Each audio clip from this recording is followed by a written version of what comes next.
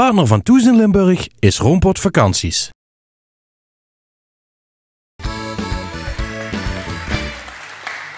Ja, welkom terug bij Thuis in Limburg. En ik heb twee belangrijke heren bij mij aan tafel zitten in het kader van de 8e Limburgse Veteranendag in Roermond, aanstaande zaterdag. Heren, welkom.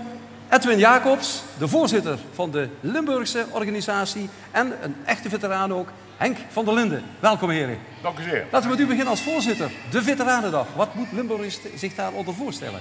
Nou, het is namelijk zo dat 1 keer per jaar de veteranen in het zonnetje gezet worden. En daar heeft men toen op regeringsniveau mee op besloten. En we zijn begonnen met 2005 voor de eerste keer de veteranen in het zonnetje te zetten. Wat lange tijd eigenlijk ontbroken heeft. En dat is elk jaar opnieuw weer eigenlijk de bedoeling dat wij even de veteranen 1 keer per jaar in het zonnetje zetten. Dan weten jullie natuurlijk veteranen, dat is gebonden aan militairen. Maar veteranen, ja, in de algemene zin kunnen dat ook gewoon wat oudere mensen zijn. Wat is dat nou precies, een veteraan? Veteraan is dus iemand die een uitzending achter de rug heeft gehad. Het zij in Indië, dat zijn dus de oudere veteranen. Het zijn de moderne, de vredesmissie-veteranen. Als je dus een missie in het buitenland hebt volbracht, dan word je dus automatisch, als je meer dan 30 dagen weg bent geweest, een veteraan. Maar het is dus niet gerelateerd aan de leeftijd. Er kan iemand zijn van in de 20 die een buitenlandse missie heeft gedaan en dan is die veteraan. Ja. Ja. Dus het met de leeftijd dus niks te doen. Het kan zijn iemand die 18 jaar die net in dienst zit en die dus uitgezonden wordt. Ja, en dan oude... Ja. Nou, hebt u beiden een verleden als veteraan. Waar bent u geweest? Ik ben ten zuiden van Israël ingezet geweest. Gedurende een jaar in de Sinaï-woestijn. En waarschijnlijk is dat wel bekend. Klinkt heel gevaarlijk. Heel erg gevaarlijk. Nee, maar het is alle gekheid.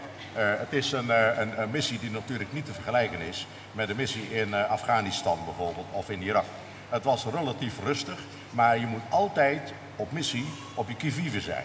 En dat was daar natuurlijk ook het geval. Ja. Er waren natuurlijk de nodige incidenten zo links en rechts. En dat is 1 punt. En een heel ander belangrijk punt is natuurlijk dat je daar in een compound zat in de woestijn. Met andere woorden, om je heen was er alleen maar zand. En binnen de poorten, ja, daar zaten wij. En daar werden dus door de infanteristen, die bij ons zaten, regelmatig patrouilles gelopen. Uitkijkposten bemand en al dat soort dingen. En dat heb ik dus een jaar gedaan als contingentscommandant van het Nederlandse contingent. En u bent in een ander gedeelte van de wereld geweest, heb ik begrepen? Ja, ik heb in 1994 met die mensenslachtingen in Afrika, Rwanda. Ik weet niet of je dat toen meegekregen hebt. Ja. Daar heb ik tussen gezeten. Ik heb duizenden lijken zien liggen en ik heb daar wekenlang water getransporteerd, medicijnen. Op een gegeven moment ben ik daar tijdens een transport gegijzeld geweest, bijna een week. Ik ben daar vrijgekocht en teruggekomen. Ik heb gezien hoe ze mensen daar dus, dat telde mensenleven helemaal niet, onthoofden en dat ze, zeg maar, iemand die had iemand aangereden, die werd uit de cabine getrokken, opgehangen. Vervolgens werden zo'n paar mensen neergeschoten, ze hakken gewoon ledematen af. Het mensenleven telt daar dus niet. U was puur daar te bewaken? Nee, ik was daar, dat was een humanitaire missie van de landmacht, luchtmacht en marine samen. En maar dat wil zeggen, u mocht niet militair ingrijpen dan? Nee. Puur defensief ingesteld? Was, humanitair, op humanitaire basis. Dus voeding, drinken en dat soort dingen. Wij zouden dus eerst als ik beweerde een VN-mandaat te krijgen, maar dat is niet gelukt. En binnen 2 dagen, wat eigenlijk een afwerkperiode normaal de wijze was van 14 dagen, binnen 2 dagen was ik weg. Niet voorbereid, alles en dingen. Nou, en daar was dus gewoon zuiver humanitair water rijden. Kregen ze grote opleggen van de Amerikanen. Medicijnen rijden. Allemaal die gewonden die zo leeg liepen naar die lazaretten brengen, zeg maar, bij die dokters. Dat was mijn werk daar in feite. Maar u zegt, ja, we gingen daar naartoe, maar was u voorbereid? Had u enig idee wat u daar zou aantreffen? We zouden daar gaan helpen. Nee. Ik kan je niet beschrijven, ik sta bij het vliegtuig. Dus ik ben dus na 13 uur vliegen, 14 uur ongeveer, uit het vliegtuig gestapt. En daar zag je de lijken liggen en iets verder met weiland werden de tenten opgezet. En het was gelijk, je zag wekenlang niks anders. Ja. Maar dat is dus de periode vooraf. Maar ik kan me voorstellen, in die tijd was ook nog niet alles optimaal. Toen de mensen terug naar Nederland kwamen, wie hebt dat ook meegemaakt? Wie hebt dat ook met kameraden meegemaakt? Hoe was die opvang in Nederland? Nou, de opvang bij ons in Nederland, toen hadden we dus nog niet Eindhoven als locatie waar men dus vertrok en terugkwam. Wij kwamen in Amsterdam terug met een apart vliegtuig per rotatie. En nou, dat was prima. Ja hoor. Dat was verder niet, dat was goed voorzien ook. Dat was prima voorzien en ik moet ook heel eerlijk zeggen, onze voorbereiding was toen al goed. Als je dat vergelijkt bijvoorbeeld met de Libanongangers, die betrekkelijk weinig hoorden eigenlijk over het operatiegebied. Nou, wij wisten eigenlijk vrij veel. En ook in Nederlands-Indië in die tijd. Ik kan me dan herinneren, mijn vader was er zelf geweest als stoottroeper. Maar die mensen wisten überhaupt niet waar ze aan begonnen. Die wisten eigenlijk helemaal niet waar ze ingezet zouden worden en dat soort dingen. En dat was een stuk beter eigenlijk toen ik vertrok. Ja. En dan praat ik over de periode 1991, juli 91 tot juli 92 heb ik daar gezeten. Maar nu is het nog beter. Ja. Want nu worden ze echt voorbereid met allerlei opgezette roadblocks, opgezette dorpen. Kortom, datgene wat ze daar eigenlijk allemaal tegemoet kunnen zien. Ja. Maar ik wil toch nog even terug naar de echte veteranen, ook in leeftijd. Die communicatie is natuurlijk nu optimaal. Iedereen heeft internet. Je kunt dagdagelijks kun je met je familie contact hebben als je dat wil. Ja. Maar vroeger was dat heel anders, die communicatie met het thuisfront. Ja, dat was dus in 1994. Toen hadden ze zo'n ding staan, een schotel, zeg maar, konden ze een verbinding maken met Nederland.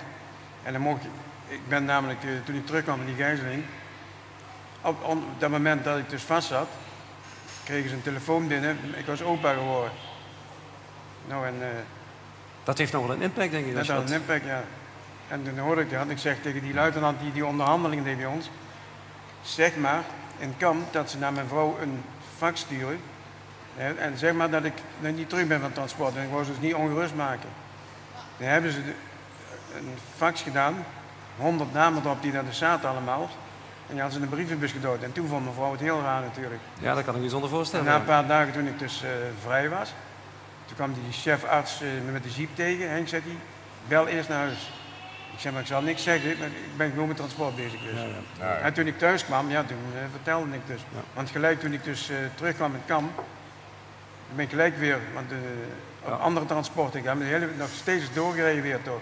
Ja, dat is elke dag. Dat is eigenlijk onvoorstelbaar, want dat lijkt mij ook zo'n hele overgang als je daar een aantal maanden, zo niet jaren, in het buitenland bent geweest. Je komt weer terug in Nederland en je moet je normale leven weer hervatten. Dat is toch ook een hele crime, lijkt me. Weet u, laat zeggen, er zijn missies waar dat niet zo'n hele sterke impact heeft. Maar ik heb collega's die in Afghanistan gezeten hebben. En daar moet je bijzonder op je qui-vive zijn. Ook voor wat betreft bermbom en al dat soort dingen. Maar die komen de eerste keer dat ze in Nederland zijn ze constant schichtig eigenlijk. Hè? Weten niet wat waar gebeurt.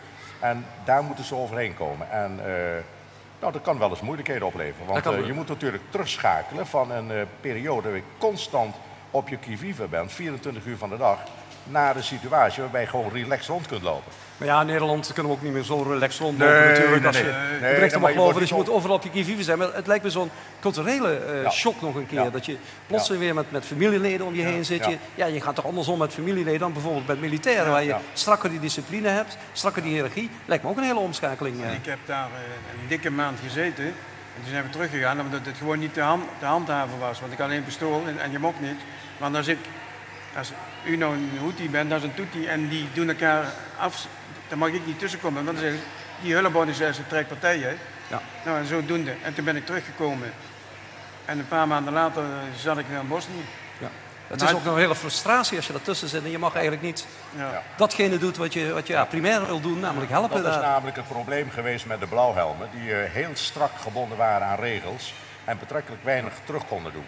Toen IFOR, in Bosnië praat ik dan over, hè, IFOR en SFOR ingezet werd, hadden zij namelijk rules of engagement die iets anders waren. Met andere woorden, je mocht terugschieten als er op je geschoten werd en dat soort dingen. Ja. Maar u bent zelf zo ver gegaan, u hebt er een boek over geschreven. Met 16 anderen, al die mensen achterop staan. Ja. Dat zijn allemaal dus van Indië tot Afghanistan toe. Die hebben allemaal hun verhaal geschreven, een beknopt verhaal. En dat zijn persoonlijke verhalen? Persoonlijke verhalen. 30 mei is dat uitgebracht. Heeft generaal, hoe heet die weer? Die generaal Oostendorp dat overhandigd. En dat ligt nu in de winkel, zeg maar. En je kunt het bestellen via www, die titel. Maar wat net mijn collega zei, dat ik kwam dus in Bosnië met IFOR, met de eerste club ook, dus dat was weer heel anders. Ik ben 2 keer in Bosnië geweest. Zo. En daar had je geen bermbomen, daar had je draadjes aan de bomen. En als je de spiegel eraan kwam, ging je op de rug in. Ja. Dus elke uitzending is... maar het is zo bepalend voor de rest van je leven, denk ik. Alleen Afrika, wat ik net vertelde, Dat zit hier, die schijf. Die wordt nooit meer kwijt en die neger die mij dus daar gepakt heeft, Ja. die vergeet ik nooit. Daar kan ik me iets onder voorstellen. Ja. Ik heb deze ook een lezing gehouden. Toen zegt mijn vrouw, nou moet je die even voorbereiden. Ik zeg, hier zit hij. En ze is erbij geweest s'avonds. En dan komt alles terug hoor. Ja, dat is heel indrukwekkend. Dan even waar het eigenlijk om draait, althans voor vandaag.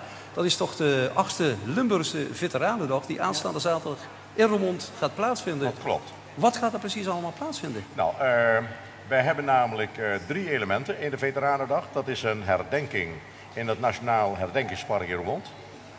En dan hebben we vervolgens een parade met een défilé door een gedeelte van de binnenstad van Roermond.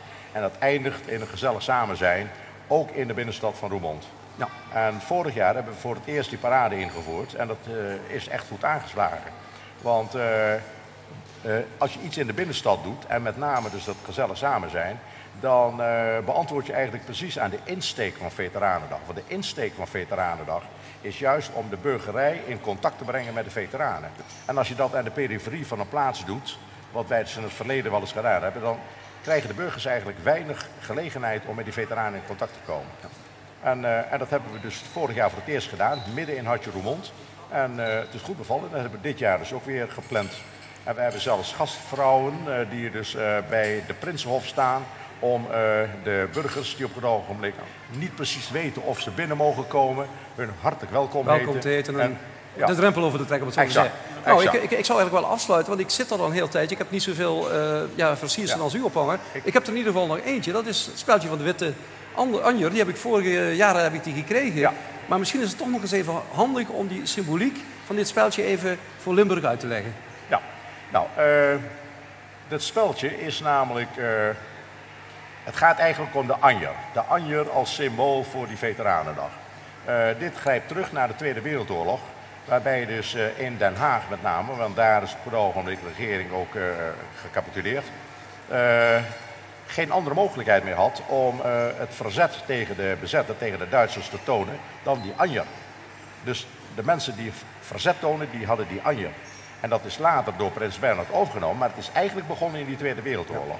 En wij vinden als veteranen, en dat is ook ingevoerd in 2005, dat de anjer als zodanig het teken is van de veteranen. Ja. Nou, en wij hebben in Limburg die anjer in de vorm van een speld uitgebracht.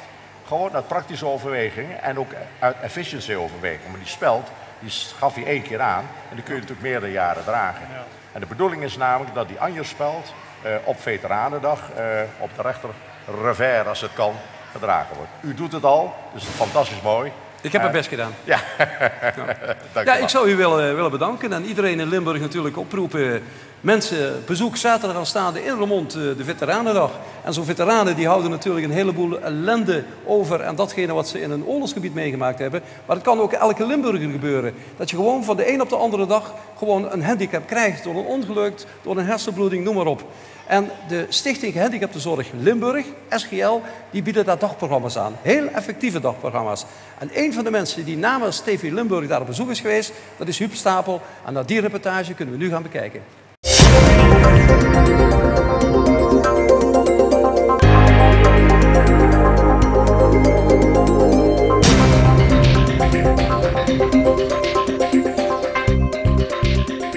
In het kader van een zinvolle dagbesteding neemt SGL zijn cliënten ook mee naar zoiets als het Continuum in Kerkrade. En hier wordt de bovenkamer wel zo'n beetje maximaal geprikkeld. En die van mij ook trouwens. Volgens mij is het spannend. Ik ga met de cliënten kijken. Kijk even mee.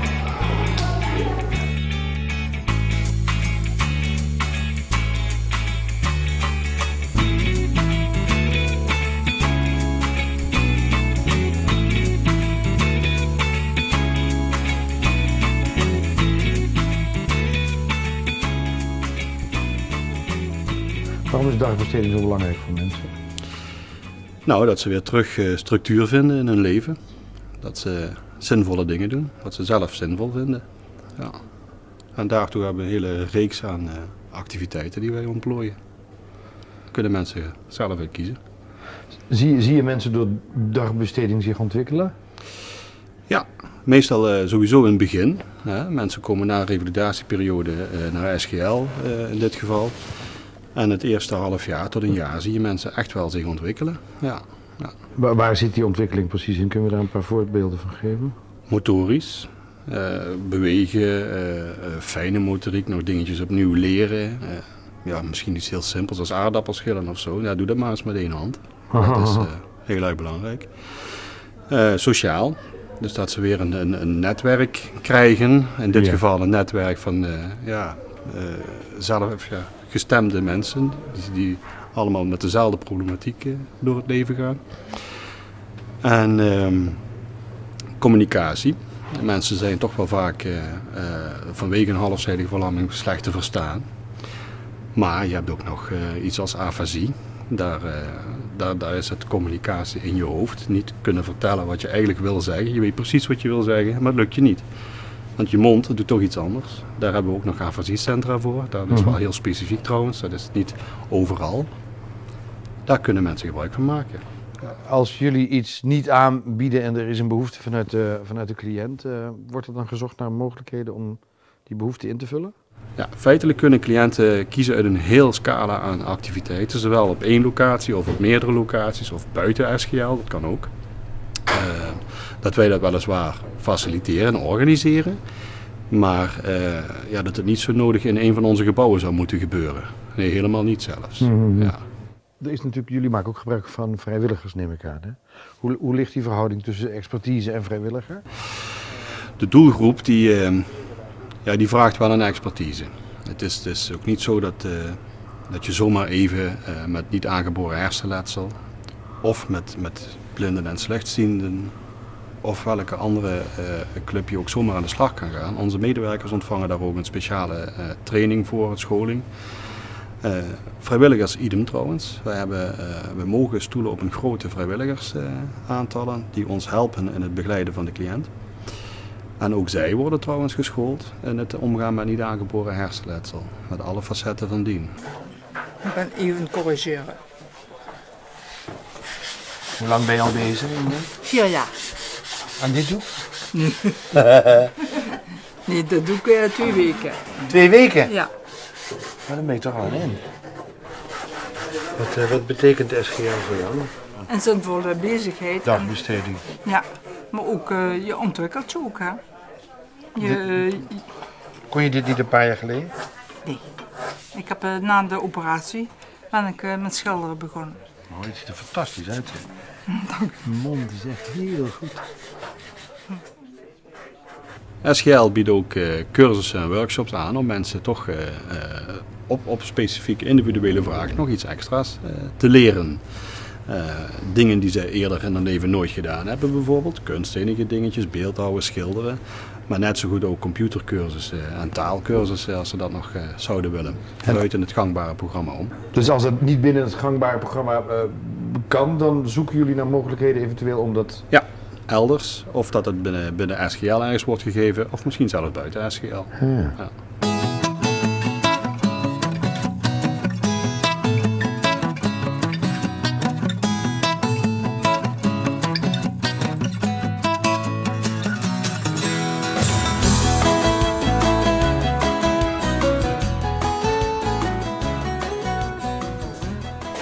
Dat wil. Wat betekent de dagbesteding voor je? Wat er mee betekent, nou, hoofdzakelijk dat ik dus het huiselijk ben, dat ik onder de mensen ben. Dus dat vind ik heel belangrijk, vooral nu de laatste tijd. Mijn vrouw is pas geleden overleden, dus zit helemaal alleen thuis. Dat zijn dan problemen, dus dan ben je blij dat je onder de mensen bent en contact met mensen hebt, met gewone mensen. En zijn ze opbouwend genoeg bij SGL? Voor mij wel. Ja? Ja, wel. Kijk, als het niet was en ik kwam met tegenzin, dan kwam ik niet. Nee, dan bleef ik fijn thuis. Opbouwend, positief en vooruit. Ja, vind ik wel. Dat is een mooie. Ja, zo moet het zijn. Haldem Hawks, hè? Ja.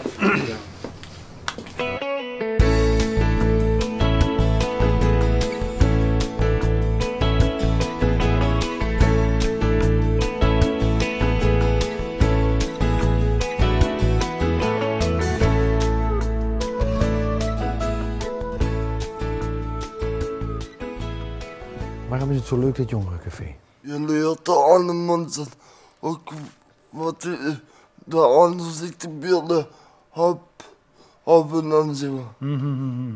Dat is wel interessant om de ziektebeelden wat uit te wisselen. En je kan een humor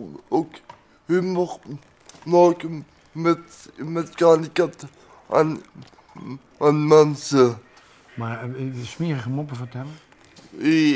Ja, af en toe.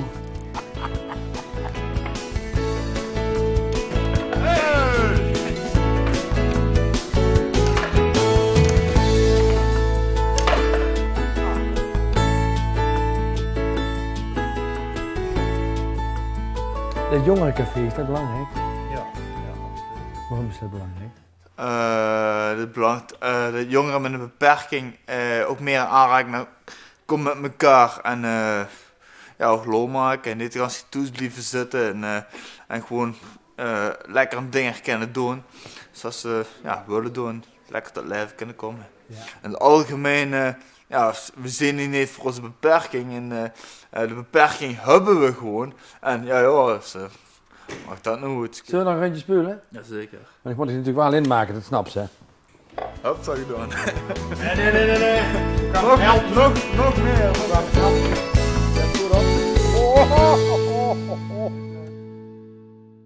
Zeg, wat is dit met die dagbesteding? Ja, ook gezellig, ja. Zeer gezellig, hè? Ja, voor mij een hele ontspannen toestand, gezien de gezinssituatie. Ja, is dit wel een afleiding aan, toch wel een stuk om nog deel te nemen in de maatschappij met andere lotgenoten. Ja, probeer ook immer het zonnetje in huis te zetten. Dat is duidelijk, ja, dat lukt toch goed. Wat zou het leven zien zonder SGL? Toch wel toezitten achter de bloemetjes. En toch wel de eenzaamheid. En ik heb hier toch wel het idee dat ik opgevangen werd als zo wie ik ben. Gewoon als Yvonne. En na de beroerte heb ik toch ook wel een verwisseling van geest. Vroeger word ik toch wel verlegen en ingehouden en dat is nu... Dat is goed weg. Ja, echt wel. Dat is goed weg. Ja, tuurlijk. Toch wel... toch wel aanwezig te zijn en... Ja, ik ken die truus, dat is goed aanwezig. Ja, maar ook ten opzichte naar de andere cliënten. Ja, dat is duidelijk. Wel, immer behulpzaam en goed gesprek ben ik ook wel maar voor in. Ik kan ook serieus zijn, maar meestal toch wel vrolijk en opgewekt. Maar ja, puur omdat ze zich dit bieden. Ja. SGL biedt ook veel sportactiviteiten, want voor onze cliënten doelgroep is vitaliteit iets heel belangrijks. Ze hebben daar behoorlijk vaak op moeten inboeten. En per persoon is het natuurlijk wel heel erg belangrijk. Er zijn mensen die willen puur recreatief wat sporten. Jeu de boule of boccia, of dat zijn toch wel heel gewilde zaken, vissen.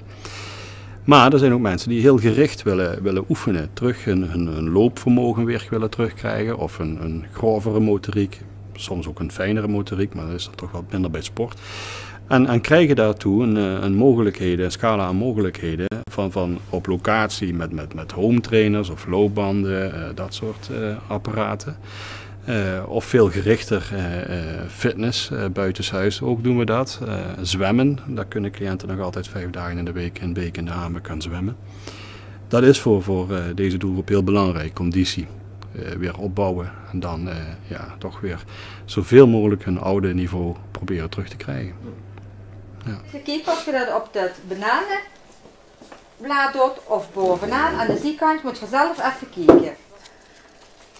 Zeg, wat vind je eigenlijk van SGL? Fijn. Fijn? Heel fijn. Dat ik me niet verveeld toen. Ik heb eerst kan gewerkt en dat ik nu weer gaat weer een beetje werken eigenlijk. Dat ik niet meer aan het vervelen ben toen. Is je bij Netcar gewerkt? Ja. Dat is gewoon aan de band? Aan de band, ja. Maar hoe lang zit ze? Hoe lang is het bij SGL? Ja, nog. Maar verveel me echt niet. En die door... Geweldig. Je moet zeggen dat het me echt goed verveelt. Ja, zo. Oh, ja.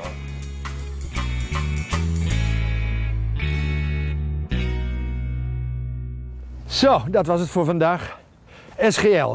Dagbesteding, begeleiding, revalidatie en wonen voor mensen met een lichamelijke beperking in de hele provincie Limburg. Hebt u vragen over de uitzending? Bel met bureau ondersteuning in Sittard en daar helpen ze u graag verder. En ik zeg, tot de volgende. Hoi! Hoi en hè!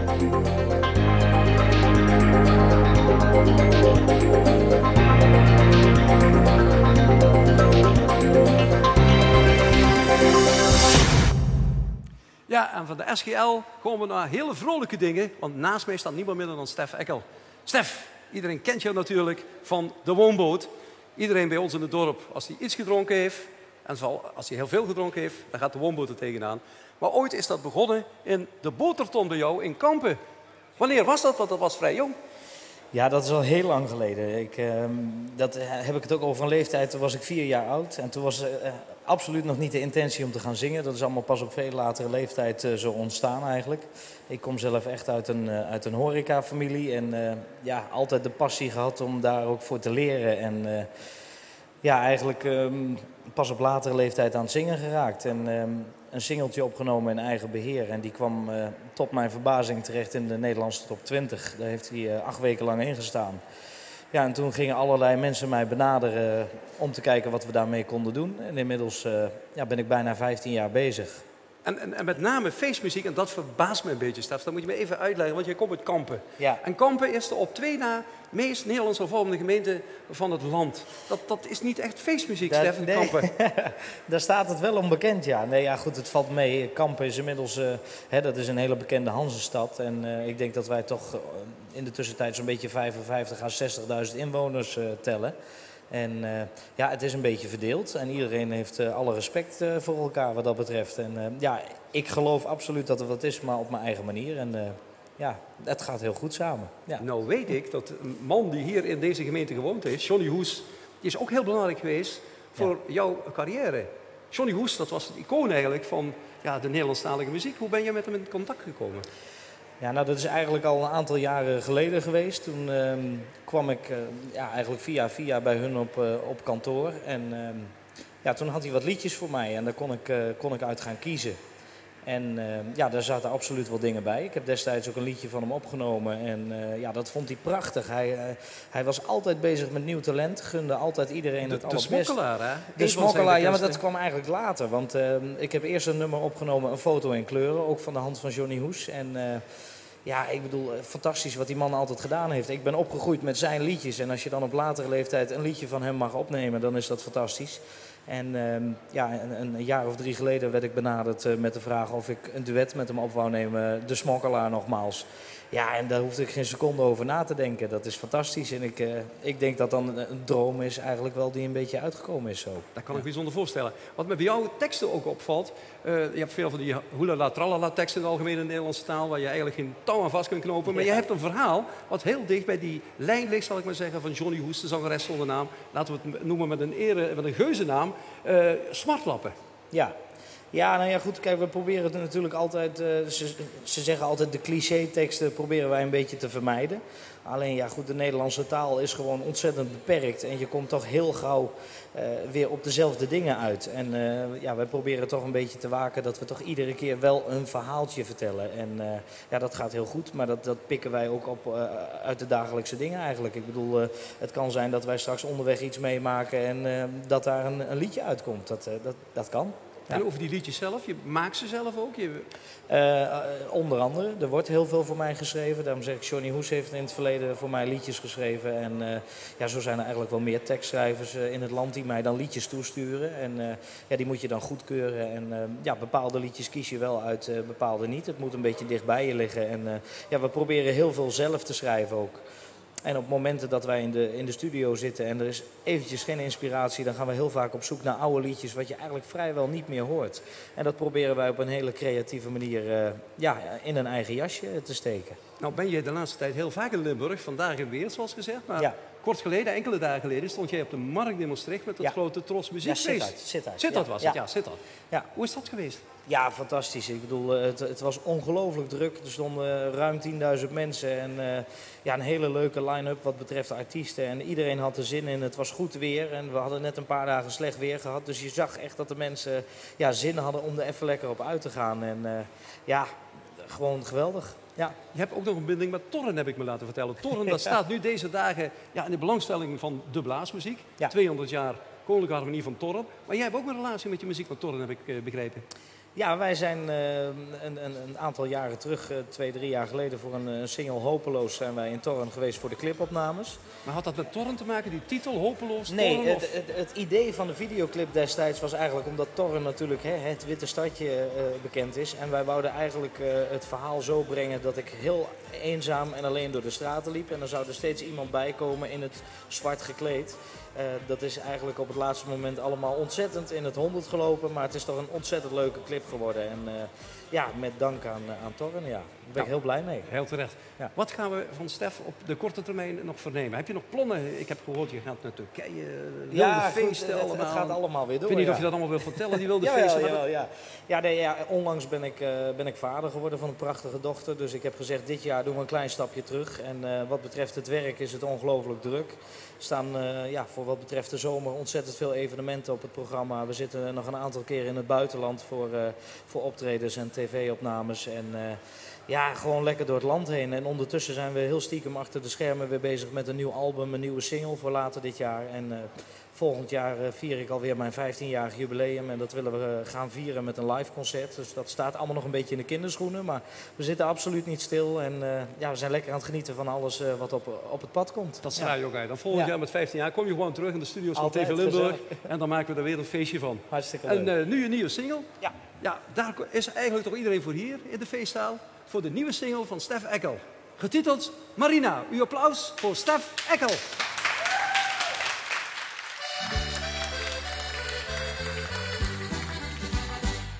In Spanje, in het zonnige Sevilla, daar woont een lieve schat, ze heet Marina. Ze danst in het café La Cucaracha. Het is daar 's avonds altijd even vol. Je vindt er praktisch iedere torero, die zwaaien dan geestdriftig een sombrero.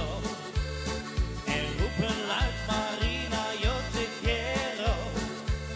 Zo maakt zij iedereen het hart op vol. Oh. Marina, Marina, Marina, kom dans nog een keertje met mij. Marina, Marina, Marina, dan maak je mijn hartje weer blij. En als ik jou zie draaien, met je rokken zwaaien, dan stijg in lichte laaien, dat doet mijn temperament. En wil je met me trouwen, laat ik een villa bouwen, dat zal je nooit berouwen, wanneer je bij me bent. De centjes